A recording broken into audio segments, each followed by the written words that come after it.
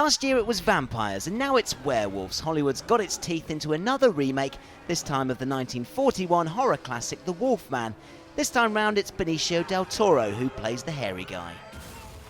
Nice to see you. Glad you've had a shave. Thank you. Yes, it's a good look for you. Thank you, thank you. The original was obviously very much of its time. If you look back at it now, it's sort of almost got a sort of slight comedy value, of course, but at the time it was incredibly scary. Yeah, well, it just influenced a whole generation, I think. And if you go in to look at it as a scary thing, then you might not be, because they were tame with the sound and the gore. There was no gore.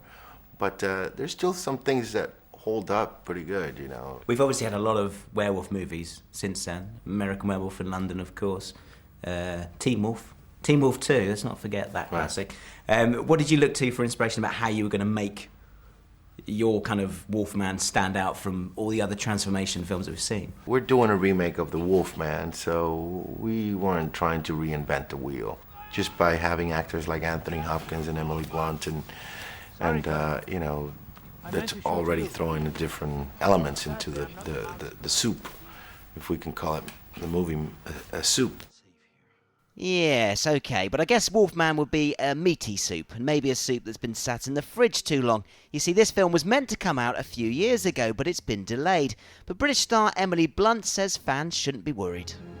What are you afraid of?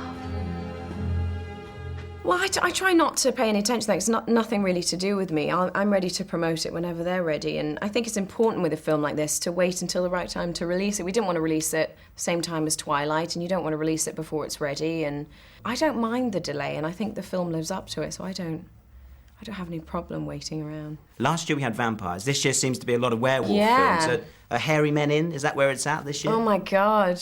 I don't know if... that's a little overboard for me, I'm sure, for most women. That extent of dense fur is not so hot. You'd still send him down for a bit of a wax, You'd send him for a wax, yeah.